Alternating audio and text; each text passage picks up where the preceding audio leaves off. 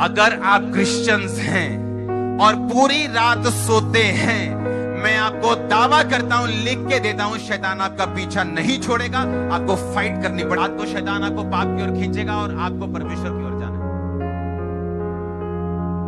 रात या तो बनाएगी या तो बिगाड़ेगी आप कहेंगे मैं बहुत अच्छा हूं, लेकिन ये मुसीबत क्यों नहीं पीछा छोड़ रही मेरा, ये प्रॉब्लम क्यों नहीं जा रही। मैं ये भी कर रहा हूं, मैं बड़ा पवित्रताई में भी हूं, लेकिन एक खास तरह की मुसीबत है, एक खास तरह की जो एक ब्रेक थ्रू है जो आपको चाहिए, वो आपको नहीं मिल रहा। Night prayer. परमेश्वर ने मुझे क्लियरली शब्दों में कहा है कल रात को, क्लियरली, अगर क्रिश्चियन लोग, अगर मसीह लोग, अगर ये चर्च बदलाव देखना चाहती है तो 2022 से नहीं, बल्कि अब आज से, कल से आपको रात की प्रार्थनाओं में जाना पड़ेगा और आपकी लाइफ कभी भी सेम नहीं होगी। मैं आपको रेमा वर्ड दे रहा हूं, मैं आपको वो वचन दे रहा हूं जो परमेश्वर ने मुझे आपको देने के लिए बोला है। मैंने कहा आपको नाइट प्रेयर्स में जाना पड़ेगा। सिचुएशन चेंज होने वाली, मैं आपको प्रोफेसी दे रहा हूं। और सिलास को सीक्रेट मालूम था, और वो सीक्रेट था नाइट प्रेयर। वो सीक्रेट था रात को परमेश्वर की प्रेजेंस में रहना। वो 2.5 घंटे हो सकता है, वो 3 घंटे हो सकता है, वो अगर आप पास्टर हैं वो 4 घंटे हो सकता है, वो 5 घंटे हो सकता है। तो आपने ये सीक्रेट सीख लिया और नाइट आप परमेश्वर की प्रेजेंस में आपने जाना शुरू कर दिया। मैं आपको बता रहा हूं वो यरीहो की दीवार कितनी बड़ी क्यों नहीं। मैं आपको प्रोफेसी दे रहा हूं 2022 में गिरने वाली आपके सामने यीशु मसीह का नाम। अगर आप यीशु मसीह की पावर को एक्टिवेट होता देखना चाहते हैं अपनी लाइफ में, आज से आपको घुटनों पे रात में आना पड़ेगा, नाइट प्रेयर्स आपको करनी पड़ेगी। नाइट प्रेयर का रिजल्ट, जिसको आदत लग गई नाइट प्रेयर करके रिजल्ट लेने की, ये एक बड़ी अच्छी आदत है जो आपको लेनी होगी। जिस दिन आप घुटने लगा दोगे उस दिन आसमान खुल जाएगा आप लोगों के। सोच ले कि नाइट आज से खुदाबंद की है। टाइम किसी के पास नहीं, टाइम निकालना होता है। जीवन में प्रथम क्या है ये निर्धारित करना पड़ता है। पौलुस जो था ये सीक्रेट जानता था, ये भेदों को जानता था। पौलुस आम व्यक्ति नहीं था। इसे पढ़ेंगे फिर से। आधी रात के लगभग पौलुस और सिलास प्रार्थना करते हुए परमेश्वर के भजन गा रहे थे। जब उनके पांवों को काठ में ठोका हुआ था, जब उनके पैंते मारी गई और बेइज्जती की गई थी, वहां पर वो बैठकर माफीनामा लिखने की तैयारी नहीं कर रहे थे। बाइबल कहती आधी रात के वक्त वो उठे, हाथों में जंजीरें, कहा कोई बात नहीं, ढोल की नहीं जंजीरें बजाते हैं, ठप ठप ठप ठप, चल तू गाएगा। वो गा रहे और वो बजा रहे और तालियों के साथ आधी रात को। और कैदी देख रहे, ये पागल हो गए क्या? इनके पांव काट में ठुके हुए, इन पे बैंते मारी, पीठ इनकी छिली हुई, कपड़े इनके फटे हुए, और ये आधी रात को क्या कर रहे हैं? पौलुस और सिलास इस बात को जानते थे। भजन संहिता के सभी वचनों को हम पढ़ेंगे। जब मैं बिछोने पर पड़ा तेरा स्मरण करूंगा, तब रात के एक एक पहर में तुझ पर ध्यान करूंगा। कौन कह रहा है? ये जनकार कह रहा है, दाऊद कह रहा है, उसका बेटा कह रहा है। हाँ, मेरी आंखें रात के एक एक पहर से पहले खुल गई कि मैं तेरे वचनों पर ध्यान दूं। ये वो लोग हैं जो आत्मिक रूप से और शारीरिक रूप से बड़े सक्सेसफुल थे। दाऊद कह रहा है रात के एक एक पहर से पहले मेरी आंखें खुल गई। मेरी वाइफ जानती है रात को मैं कैसे प्रार्थना करता हूं। कुछ भी हो, नाइट प्रेयर को मैं अपने रूम में मैं आपको मिलूंगा।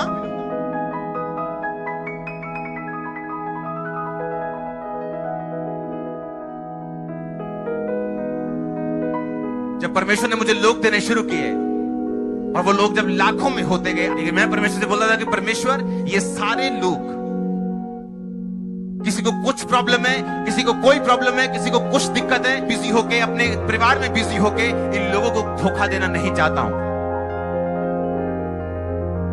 क्योंकि अगर मेरी प्रेयर 2 घंटे भी है तब भी परमेश्वर को आपको भेजेगा। परमेश्वर मैं लोगों को और तुझे धोखा नहीं दूंगा।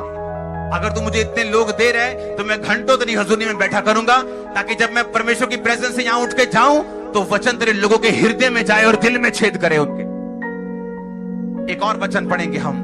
उनके देखते ही याकूब ने कहा, ये तो परमेश्वर का दल है, इसलिए उसने उस स्थान का नाम महनेम रखा।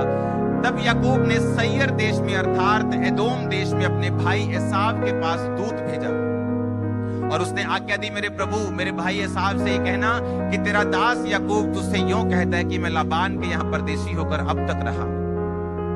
मेरे पास गाय बैल भेड़ बकरियां गधे दास दासियां, और मैंने जो कुछ प्रभु के पास इसलिए संदेश भेजा है कि तेरे अनुग्रह की दृष्टि मुझ पे हो। वो दूत याकूब के पास लौट कर कहने लगे, हम तेरे भाई एसाव के पास गए थे, वह तुझसे भेंट करने के लिए 400 पुरुष संग लिए चला आता है। उसने कहा, जा अपने देश में और अपने लबान को छोड़ दे और जा अपने देश में, मैं तेरे साथ हूं। रास्ते में जा रहा है और उसने दूत भेजा, उसने अपने एक लड़के को भेजा। उसने कहा, जा मेरे भाई एसाव से बोल कि मेरे पास गाय बैल बकरियां सब कुछ है और मैं तेरे पास कुछ भेंट भेजता हूं, मेरी भेंट को ग्रहण कर। वो दूत वापिस आके याकूब को बोलता है, तेरा भाई 400 बंदे लेके तुझसे मिलने के लिए आ रहा है। अगर आप किसी अपनी नानी के घर जा रहे हो तो 400 बंदे लेके जाते हो, 100 बंदे लेके जाते हो, 50 लेके जाते हो, लेकिन जब लड़ने जाना हो किसी ने तो वो 400 बंदा लेके जाता है। जब फाइट करनी हो तो बंदे लेके जाता है, जब मन साफ ना हो तो वो बंदे लेके जाता है। हाँ या ना? अगर उसकी सिक्योरिटी भी होती तो हाथ से हाथ 25 बंदे ले जाता नहीं। ये सुना कि वो 400 आदमी लेकर मुझसे मिलने के लिए आ रहा है। बाइबल कहती वो डर में पड़ गया। बाइबल कहती उसने अपनी औरत को अपने बच्चों को दल दल करके आगे भेज दिया, और जब वो अकेला रह गया रात को, बाइबल कहती उसने पौ फटने तक यानी फुल नाइट तक, जब तक भोर नहीं हुई, उसने प्रार्थना की और वो स्वर्गदूत के साथ लड़ता रहा। 24 आयत को हम पढ़ेंगे। याकूब आप अकेला रह गया और कोई पुरुष पौ फटने तक उससे मल्ल युद्ध करता रहा, यानी एक स्वर्गदूत उससे लड़ता रहा। याकूब को मालूम था मुसीबत मेरे सामने है, इसमें मेरी स्ट्रेटजी काम नहीं करेगी, मेरी मिन्नतें काम नहीं करेंगी, क्योंकि याकूब ने एक समय अपने भाई को धोखा दिया था और अब उस धोखे को पे बैक करने का टाइम आ चुका था। वो डर गया, उसे मालूम था अब एक ही चीज मुझे बचा सकती है, वो है रात प्रार्थना। और वो पूरी रात प्रार्थना करता रहा और स्वर्गदूत के साथ यानी युद्ध करता रहा। और स्वर्गदूत ने कहा, मुझे जाने दे, भोर हो गई। उसने कहा, नहीं, जब तक तू मुझे ब्लेस नहीं करेगा। उसने कहा, तेरा नाम क्या है? स्वर्गदूत ने कहा, उसने कहा, मेरा नाम याकूब है।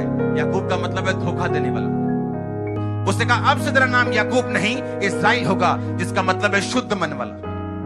उसने कहा, क्योंकि तू धोखा देने वाला है, इसीलिए तेरा भाई तुझे मारने के लिए आ रहा है, क्योंकि अब तेरा न्याय का टाइम आ चुका है। और वो रात प्रार्थना में गया और स्वर्गदूत ने उसके नाम को चेंज किया। और जब उसने नाइट प्रार्थना की, परमेश्वर ने एसाव के दिल को बदला और उसने उसे मारने का विचार छोड़ दिया। रात के कहता, एक एक पहर के पहले मैंने तेरे वचन के ऊपर क्या दिया?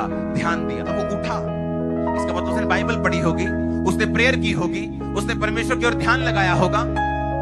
आपकी बॉडी रात को रिपेयर करती है अपने आप को, पता है कि नहीं? जब आप सोते हैं तो आप फ्रेश उठते हैं। फ्रेश का क्या मतलब, क्या हो जाता है अंदर? क्योंकि सारा दिन आपके दिमाग में, आपके दिल में, आपके ब्लड में आप काम करते हैं, मशीनरी को चलाते हैं। और रात को जब आप सोते हैं, आपकी मशीनरी अपने आप को रिपेयर करती है। और जब सुबह आप उठते हैं, आप फ्रेश होते हैं। एक शरीर को मालूम है कि रात को मुझे अपने रिपेयर करनी, अपना काम करना है। लेकिन आत्मिक लोगों को यह मालूम नहीं कि अगर शरीर अपना काम रात को करता है तो आत्मा भी अपना काम रात को करती है। उसे सोना है 9 बजे, उठना है सुबह 8 बजे। आपने तो रिकॉर्ड तोड़ दी है सोने की। रात को 10 से 12 बजे आप फेसबुक चला सकते हैं, रात को 10 से 12 आप कंप्यूटर चला सकते हैं, आप ब्लू फिल्में देख सकते हैं, लेकिन प्रेयर नहीं कर सकते। इसीलिए हालत ऐसी हो चुकी है। मेरी लाइफ का बिगेस्ट ब्रेक थ्रू, सबसे बड़ा मोड़ आने से पहले, ये सुखविंदर इस बात का गवाह है, 8 घंटे 12 घंटे 10 घंटे रोज की प्रार्थना थी मेरी, एवरी डे। पहला शमूएल 15 उसकी 11 आयत में लिखा, मैं शाऊल को राजा बना के पछताता हूं, यहोवा ने कहा, क्योंकि उसने मेरे पीछे चलना छोड़ दिया, मेरी आज्ञाओं का पालन नहीं किया। तब शमूएल का क्रोध भड़का और वो रात भर यहोवा की दुहाई देता रहा। देखा, वो रात भर परमेश्वर के सामने रहा, रात भर परमेश्वर की दुहाई देता रहा कि परमेश्वर, इस राजा ने तेरी बात को सुनना बंद कर दिया, इसे बदल और अपने मन मुताबिक बंदे को भेज। और रात प्रार्थना करने के बाद और रातों को दुहाई देने के बाद परमेश्वर ने कहा, मैंने दाऊद को चुन लिया, जो उससे बेहतर काम करेगा। मैंने दाऊद को चुना जो मेरे मन के अनुसार काम करेगा।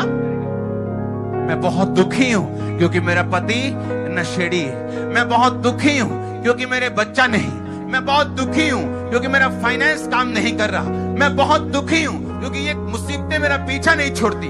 तो क्या करें फिर? सारी दुनिया दुखी, तुम भी दुखी हो, तो कोई फर्क नहीं पड़ता जब तक तुम घुट